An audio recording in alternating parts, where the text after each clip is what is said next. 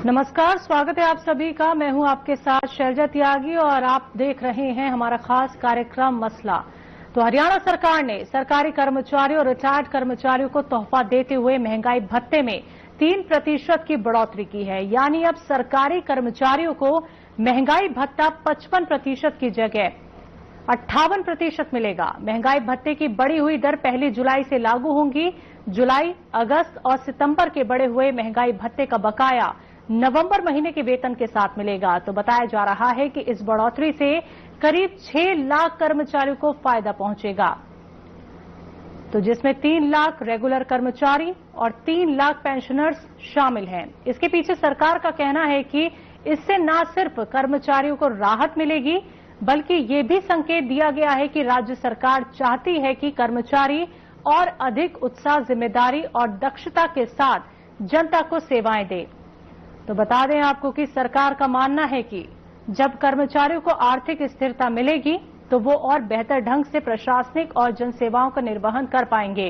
इससे जनता को भी समय पर सेवाओं और योजनाओं का लाभ और अच्छे से मिल सकेगा। सीएम सैनी ने आगे कहा कि राज्य सरकार कर्मचारियों के हितों के प्रति संवेदनशील है और समय समय पर राहत देने के लिए प्रतिबद्ध है।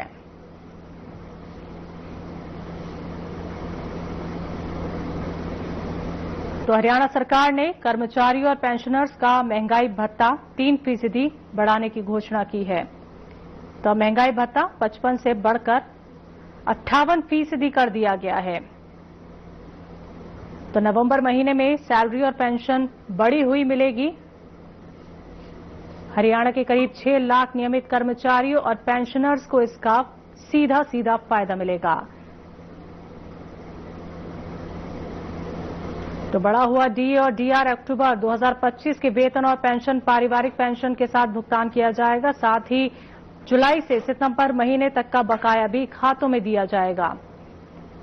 तो महंगाई भत्ते बढ़ने से कर्मचारियों को 50 पैसे या उससे अधिक का भुगतान किया जाना है तो उसे पूरा ₹1 मिलेगा, जबकि भुगतान 50 पैसे से कम हो रहा है तो उसे अनदेखा किया जा सकता है।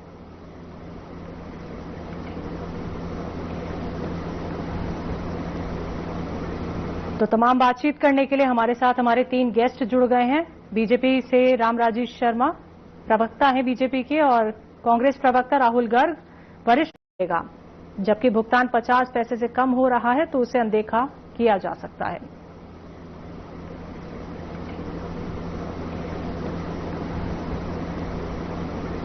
तो तमाम बातचीत करने के लिए हमारे साथ हमारे 3 गेस्ट जुड़ गए हैं। बीजेपी से रामराजेश शर्मा, प्रवक्ता हैं बीजेपी के, और कांग्रेस प्रवक्ता राहुल गर्ग, वरिष्ठ पत्रकार मनोज कुमार जी। आप तीनों का बहुत बहुत स्वागत है। सबसे पहले तो रामराजेश शर्मा जी, आप ही से मैं जानना चाहूंगी, एक बड़ा यहाँ पे फैसला किया गया है सैनी सरकार की तरफ से, 3 लाख कर्मचारियों, पेंशनर्स को बड़ा तोहफा दिया है। जी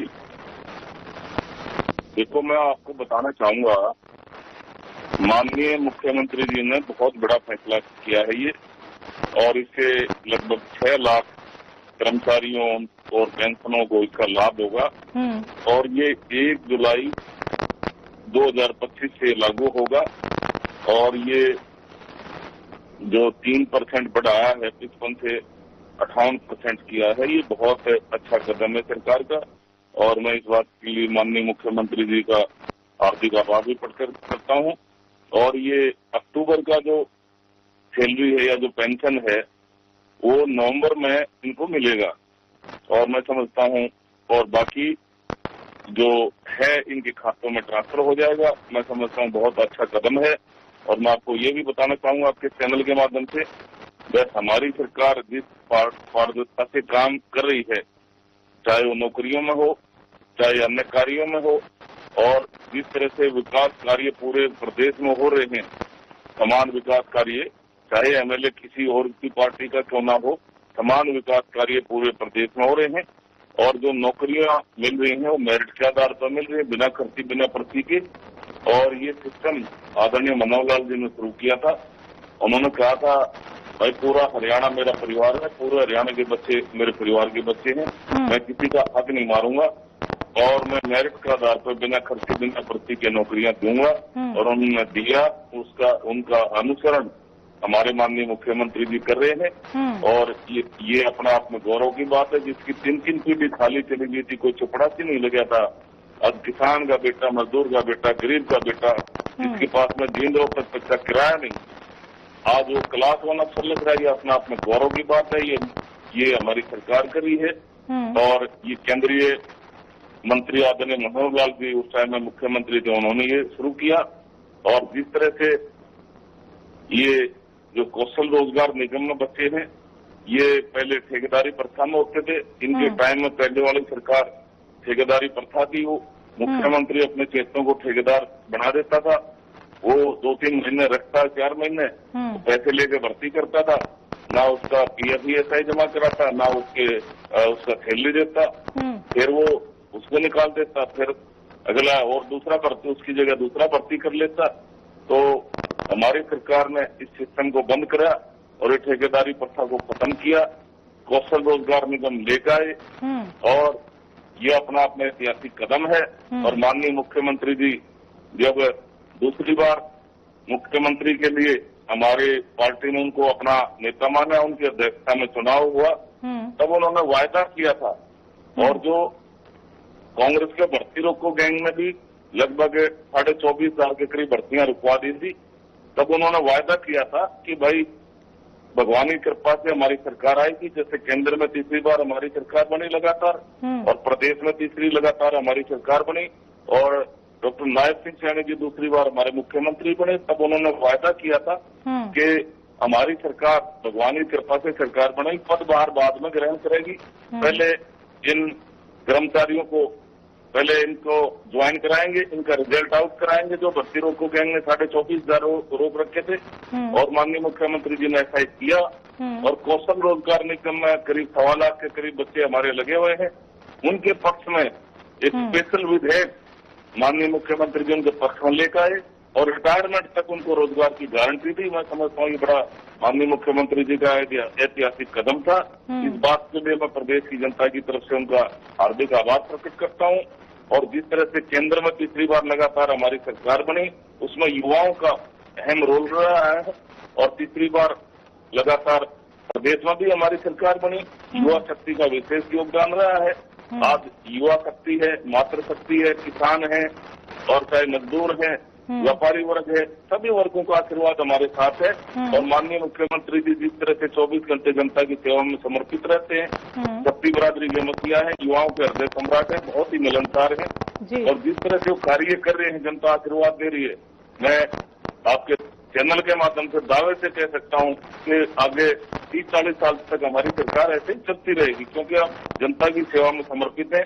और जिस तरह से केंद्र की सरकार हमारी बनी, आदरणीय हमारे प्रधानमंत्री नरेंद्र मोदी जी तीसरी बार लगातार प्रधानमंत्री बने, और उन्होंने एक भारत को विकसित राष्ट्र बनाने का सपना देखा है 2047 तक। उसको साकार करने में हमारे माननीय मुख्यमंत्री जी लगे हुए हैं।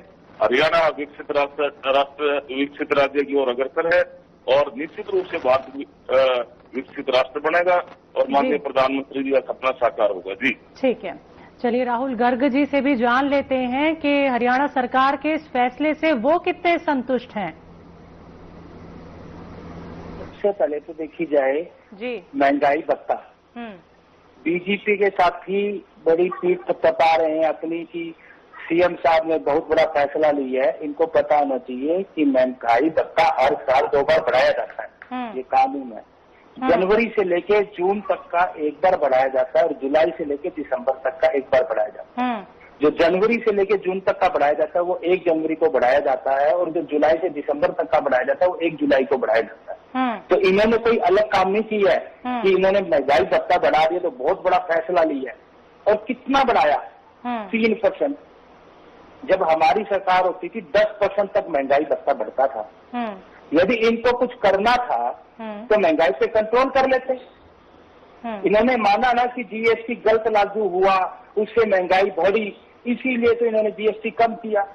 लेकिन आज भी हम देखें, अभी फेस्टिवल का दिन चल रहे हैं, मैं दिवाली की शॉपिंग करने के लिए बाजार में गया तो कपड़े की दुकान पे गया तो कपड़े सस्ते नहीं थे, बर्तन की दुकान पे गया तो बर्तन सस्ते नहीं थे, किराने की दुकान पे गया तो कोई खाने की चीज सस्ती नहीं थी। मिठाई की दुकान पे गया तो मिठाई सस्ती नहीं थी। धनतेरस वाले दिन मैंने सोचा धनतेरस है तो एक चांदी का सिक्का खरीद ले, तो चांदी सस्ती नहीं, सोने की तो सोच ही नहीं सकते। और इन्होंने जीएसटी के अंदर क्या एक बहुत अच्छा इन्होंने जो अपनी एक तो पीठ थपथप पाएंगे उस चीज को लेके, जीएसटी में इन्होंने क्या किया, जीएसटी लागू होने से पहले इनके जो चहेते हैं कंपनी, बड़ी कंपनी वाले जो उनके चहेते हैं, उनको पहले ही इन्होंने आगे कर दिया कि जीएसटी कम होने वाला है। उसका परिणाम क्या हुआ, अडानी ग्रुप का एक फॉर्चून तेल आता है जो कि पहले जीएसटी कम होने से पहले 164 रुपए का 870 ग्राम आता था, और जीएसटी कम होने से पहले उन्होंने उसका रेट 140 रुपए कर दिए। 140 रेट कम करके, जो कि रेट कम करेगा 24 रुपए, और उसकी क्वांटिटी कर दी 750 ग्राम। क्वांटिटी कितनी कम कर दी, 120 ग्राम। सरकार ने कुछ किया? सरकार ने बड़े बड़े दावे किए कि कोई व्यापारी यदि जीएसटी कम नहीं करता तो ये टोल फ्री नंबर इस पे शिकायत करे, तो बड़ी बड़ी कंपनी के ऊपर इन्होंने कोई कार्रवाई नहीं करी।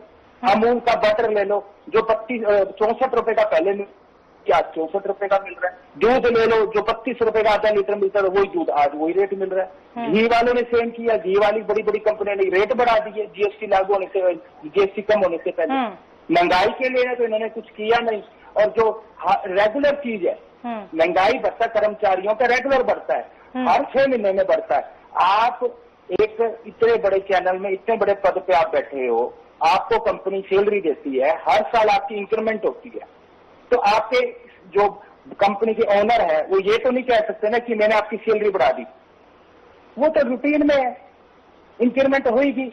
कोई भी एक कर्मचारी या कोई भी एक व्यापारी एक दुकान किराए पे लेता है, कर्मचारी एक घर किराए पे लेता है, तो हर साल उसका रेंट इंक्रीमेंट होता है।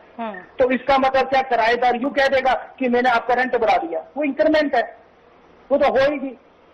बीजेपी हमेशा ही यही काम करती है, जो रूटीन के काम है, जो काम होने वाले हैं, उसको बड़ा खींच के और उसको इतना लंबा दिखा के और बाद में अपनी पीठ पर दबाएगी। अब ये इसका महंगाई भत्ता इन्होंने दिया 3%, जो कि मिलेगा नवंबर में। नवंबर तक सारा फेस्टिवल जा चुका होगा। कर्मचारी की सारी दिवाली गई, भैया दूज गया, दशहरा गया, सब कुछ गया। उन्होंने कैसे ये त्योहार निकाला होगा? उनको उम्मीद थी कि हमारा जो महंगाई भत्ता दर 1 जुलाई से बढ़ता है, जुलाई नहीं तो अगस्त महीने में हमें मिल जाए, और उनको मिलेगा नवंबर में। उनका फेस्टिवल तो सिक्का हो गया। जीएसटी का नाम लेके इन्होंने कहा कि हमने इतना कुछ कर दिया, उसका असर मार्केट में कहीं दिख नहीं रहा है। उसके ऊपर इनको कोई काम नहीं करना, और छोटी कोई भी जो रूटीन की चीज करके उसके लिए लेके अपने पीठ पर तपाते हैं। ये अभी मेरे साथी कह रहे थे कि मोदी साहब सपना दे रहे हैं विकसित भारत का, वो दे रहे हैं ना, जब भी तो भारत देश की सारी रोड टूटी पड़ी है, युवा बेरोजगार घूमने लग रहे हैं, व्यापार बंद होते जा रहे हैं, कर्मचारी सड़कों पे हैं, टीचर सड़कों पे हैं, स्कूल के अंदर टीचर नहीं है, हॉस्पिटल के अंदर डॉक्टर नहीं है। विकसित भारत बना रहे हैं ये। विकसित भारत खाली ये अपने पूंजीपति दोस्तों को बना रहे हैं, विकसित कर रहे हैं तो अपने पूंजीपति दोस्तों को बढ़ाने का काम कर रहे हैं, जो इनके बेटों की जो इनकी कंपनियां। मैं आपके पास आऊंगी दोबारा, लेकिन अभी वरिष्ठ पत्रकार हैं हमारे साथ मनोज कुमार जी, उनसे जान लेते हैं। मनोज जी, हरियाणा सरकार ने जो ये फैसला लिया है, सरकारी कर्मचारियों पेंशनों को जो राहत दी गई है, आपको क्या लगता है कि इसमें महंगाई कहीं ना कहीं कम होगी, राहत मिलेगी? आप इसे किस नजरिए से देखते हैं? आपने सही बताया, तो मुझे ऐसा लग रहा है कि ये बहुत ही वेलकम स्टेप है। नॉर्मली जिस तरह से महंगाई बढ़ा है, उस आधार पे एम्प्लॉय का ये होता है कि डीए जो है बढ़े, लेकिन अभी जो सरकार जो बढ़ाई है, मुझे लग रहा है कि ये वेलकम स्टेप है। और जिस तरह से स्टेट फाउंडेशन डे आने वाला है नवंबर 1 को, और अभी दिवाली फेस्टिवल अभी जस्ट हम लोग सेलिब्रेट की, तो इसे दिवाली बोनस के रूप में ही कहा जा सकता है। हालांकि कोई भी सरकार हो, कांग्रेस हो चाहे भारतीय जनता पार्टी हो, टाइम टू टाइम जो है एम्प्लॉयज के डिमांड के आधार पे डीए बढ़ाती है एम्प्लॉयज के लिए। एक और जो है अच्छा स्टेप कहा जा सकता है, शुगर केन प्राइस में जो 15 रुपया सरकार ने बढ़ाया है और फार्मर्स को थोड़ा सा रिलीफ मिले, ये भी एक अप्रिशिएबल एजेंडा है गवर्नमेंट का। हालांकि जो है कांग्रेस जो है मजबूत है इस बार, जिस तरह से असेंबली में 37 सीट कांग्रेस की आई है, तो स्वाभाविक है कि जब अपोजिशन मजबूत होता है तो सरकार के लिए भी एक होता है कि जो भी लोगों का जो डिमांड है उसको एड्रेस किया जाए ताकि अपोजिशन को कम से कम मौका मिले और ताकि जो है वो असेंबली में अवरोध न कर पाए। तो मुझे लग रहा है कि जैसे फार्मर्स हो, एम्प्लॉयज हो, वुमेन हो, यूथ हो, ये सब ऐसे कैटेगरीज हैं। सरकार का ये ध्यान होता है कि इन लोग के तबकों के लिए टाइम टू टाइम इनके कंसर्न को एड्रेस किया जाए ताकि जो है वो रोड पे ना आए और कुछ ऐसा क्रिएट ना करे गवर्नमेंट के लिए जिसकी दिक्कत का सामना हो। तो मुझे लग रहा है कि ये बढ़िया स्टेप है।